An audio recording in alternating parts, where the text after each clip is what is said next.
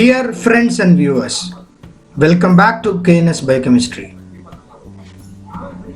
Namaskar. In this video session, we are going to see about polymeric micelles, the role of polymeric micelles in the distribution of the drugs into the body.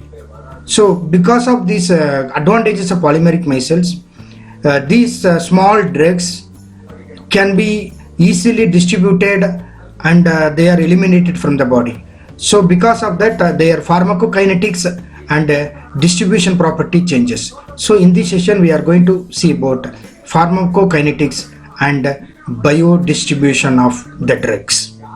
Let us start the session now.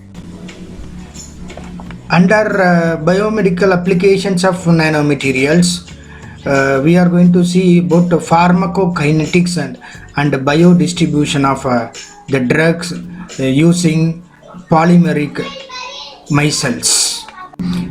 Pharmacokinetics and biodistribution. Incorporation of a low molecular mass drug, that is a drug which is having a lower weight. Small drugs are nano drugs. When you incorporate these nano drugs into polymeric micelles, that is PMs, it drastically alters pharmacokinetics and biodistribution of those small drugs in the body. That is when it is that is introduced inside the body, which is crucial for the drug action which is happening inside the body. So these low molecular mass drugs, after administration inside our body, they are rapidly extravasate to various tissues. That is, it will be distributed to various tissues very rapidly, and it is going to affecting those tissues almost indiscriminately. It is going to affect all the tissues without any discrimination, and then they are rapidly eliminated from the body. So once they are going to have some side effects after in the administration, they are very rapidly eliminated also from the body. So this elimination occurs via renal clearance, often causing toxicity to kidney cells. Furthermore, many drugs, they display low stability and are degraded in the body, often forming some toxic metabolites, that is toxic metabolic products. For example, an example is doxorubicin. It is a major metabolite of doxorubicin. This doxorubicin which causes cardiac toxicity. So these impediments to the therapeutic use of low molecular mass drugs can be mitigated by encapsulating these small drugs, drugs that can be encapsulated in polymeric micelles. So once it is encapsulated into polymeric micelles, they will not cause any side effects, they will not affect the tissues, and they will be eliminated very easily. So that is the advantages of these polymeric micelles. Because of that, the pharmacokinetics and biodistribution of these small drugs changes in the body. So these encapsulating drugs in polymer micelles, they are playing a very important role here. So these micelles having the drug molecules are protected from enzymatic degradation by the micelle shell, because already we have seen that structure of the micelle, it is having an inner core and outer shell is there. So this outer shell is going to protect your drug molecule, so that will not be enzymatically degraded inside the body. So the pharmacokinetics and biodistribution of the micelle incorporated drugs is mainly determined by the surface properties, that is surface properties of the drug, size of the drug, and the stability of the drug inside the micelles, and is less affected by the properties of the loaded drug. The loaded drug, what are all the properties the drug is having, that is also there. Depending on that only the pharmacokinetics and biodistribution of the drug is determined. The surface properties of the micelles are determined by the micelle shell, the outer coat of the micelles. The shell from polyethylene oxide, PEO shells, effectively masks drug molecules and prevents interactions with serum proteins and cells. So this shell is going to, PEO shell is going to help the drug molecule. So that drug molecule will not interact with any serum protein or any part of the cell, so that it will not be degraded. It will not be giving any side effects. So this shell, that PEO shell, which contributes to prolonged circulation of the micelles in the body. So from the size standpoint, polymer micelles fit an ideal range of sizes for systemic drug delivery. So on the on the one hand, micelles are sufficiently large enough because they have a bigger size when you compare with the drug molecule. So usually they are exceeding 10 nanometer in diameter size, which hinders their extravasation in non-targeted tissues and prevents renal glomerular excretion in the kidney. On the other hand, the micelles are not too large, as their size usually does not exceed 100 nanometers. So their size is between 10 to 100 nanometer only. So as a result, micelles avoid scavenging by the mononuclear phagocyte system, that is a MPS system, mononuclear phagocyte system in liver and spleen. So in that way, it prevents degradation of the drug molecule.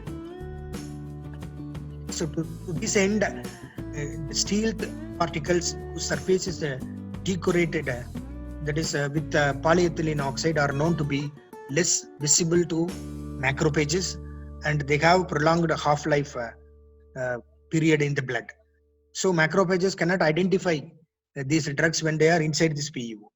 The contribution of the micelle stability to pharmacokinetics and biodistribution is much less understood so far, although it is clear that micelle degradation should result in decrease of the size and drug release prematurely. Degradation of the micelles resulting in the formation of this block copolymer unimers, that is a black copolymer, the outer cell of the micelles. These unimers could also be a principal route for the removal of the polymer material from the body. So the molecular mass of the unimers of most black polymers is below the renal excretion limit. That is, the excretion limit is less than about 20 to 40 kilodaltons. So while the molecular mass of the micelles, which usually contains several dozen or even hundreds of unimer molecules, they are present in the micelles, it is above this limit. So thus the unimers are sufficiently small and can be removed via renal excretion very easily, while the micelles cannot. Micelles cannot be excreted, but the other smaller than this 20 to 40 kilodaltons will be easily excreted. So here in a recent study done by Batrakov et al. Determined pharmacokinetic properties of an amphibilic black copolymer, then pluronic P85, and provided perhaps first evidence that the pharmacokinetic behavior of a black copolymer can be a function of its aggregation state. So for the especially formation of micelles increase the half-life of the black copolymer in plasma and decrease the uptake of the black copolymer in the copolymer in the liver. It had no effect on the total clearance, that is the total renal clearance, indicating that the elimination of pluronic P85, this pluronic P85 was controlled by the renal tubular transport of unimers, but not by the rate of micelles deposition or disintegration. So furthermore, here you see that the values of the clearance suggested that a significant portion of the black copolymer was reabsorbed back into the blood from the kidney, probably through the kidneys, the first part, that is tubular membranes. Chemical degradation of the polymers comprising the micelles, followed by renal excretion of the relatively low molecular mass products of degradation, may be another route for the removal of the micelle polymer material from the body. This route could be particularly important in the case of the cross-linked or unimolecular micelles displaying very high stability, and are micelles composed from very hydrophobic polymer molecules that can bind and retain for the long time biological membranes and other cellular components. The delivery of chemotherapeutic drugs to treat tumors in case of tumors is one of the most advanced areas of research using polymer micelles. So using polymer micelles, you can target the tumors and the drug will be delivered. Two approaches have been explored to enhance delivery of drug-loaded polymer micelles to the tumor sites. First one, massive targeting. Second one, vectorized targeting. And passive and this vectorized both are very important methods for drug delivery to the tumor site. So the passive targeting involves permeability and retention. The retention effect. It is based on the fact that solid tumors they are located in one locality. So they display increased vascular density and permeability caused by angiogenesis, because is that more blood will be going to the tumor for the development of the tumor. That is called angiogenesis. So impaired lymphatic recovery and lack of a smooth muscle layer in solid tumor vessels. As a result, micellar drugs can penetrate and retain in the sites of tumor lesions. At the same time, extravasation of micellar drugs in normal tissues is decreased compared to low molecular weight drug molecules. So when you take these low molecular drug molecules, when they are trapped inside these micellar shells, that will be easily delivered at the target site. Among normal organs, spleen and liver, these two are the very important organs. They can accumulate polymer drugs because these drugs will be accumulated there, but the drugs are eventually cleared via the lymphatic system, that system which connects all the extracellular fluids. The increased circulation time of the micellar drugs should further enhance exposure of the tumors to the micellar drug compared to the low molecular mass drugs. Along with the passive targeting, the delivery of micellar drugs to tumors potentially can enhanced by modification of the surface of the polymer micelles, the outer surface cell of the polymer micelles, with the targeting molecules or vectors that can selectively bind to the surface of the tumor cells. So these potential vectors include, some of the vectors include antibodies, aptamers, and peptides capable of binding tumor-specific antigens on the tumor cells and other molecules displayed at the surface of the tumors. Then altered biodistribution of a common anti-neoplastic agent was demonstrated for this CDDP encapsulated in polyionic micelles. CDDP is a drug. So it is encapsulated in polyionic micelles which is having an outer shell of PEO-B polyglutamic acid block copolymer shell. So this free CDDP is rapidly distributed to each organ, where its level peak at about 1 hour after its administration by intravenous IV. In contrast, in the case of the CDDP incorporated through micelles, suppose if you are directly administrating by IV, then within 1 hour it gets its peak level. But when you are incorporating the same CDDP in a micelle, now you are delivering. So these micelles, due to their remarkably prolonged blood circulation time, the drug level in the liver, spleen and tumor continue to increase up to at least 24 hours after injection. It takes more time. So consequently, the CDDP incorporated micelle exhibited 4, 39 and 20-fold higher accumulation in the liver, spleen and tumor respectively than the free CDDP. At the same time, the encapsulation of CDDP into the micelle significantly decreased drug accumulation in the kidney also. So especially during the first hour after administration, you see that you cannot see the CDDP when it is administered through micelles. This suggested potential for decrease of severe nephrotoxicity observed with the free drug. So when you give this free drug CDDP directly, it is a nephrotoxic compound.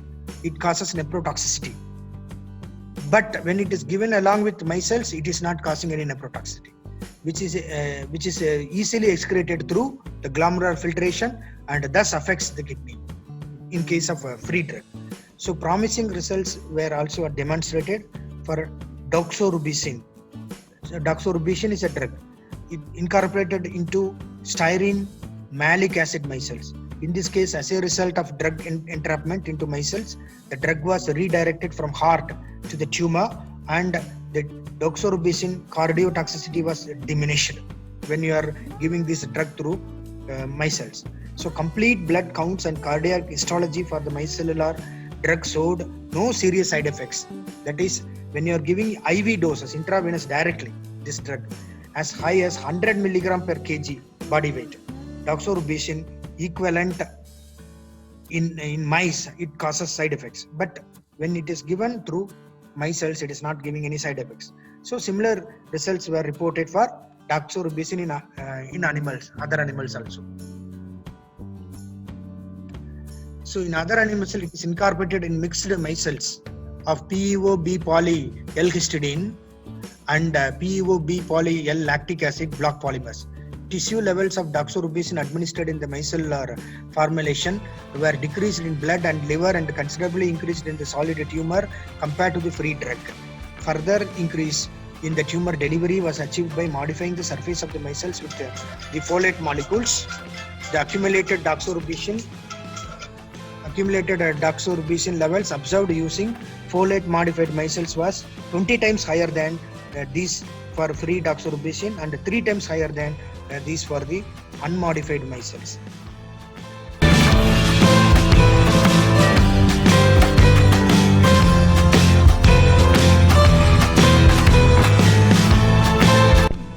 Dear friends, in this session we have seen about polymeric micelles and the role of these polymeric micelles in distributing the drugs, especially nano drugs, into the body, and the advantage of these polymeric micelles in the distribution of these drugs, as well as reducing the side effects of these drugs and the elimination of the drugs from the body.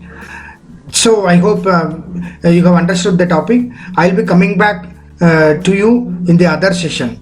Until then, it's bye from KNS Biochemistry. Thank you and all. Thank you very much. Namaskar.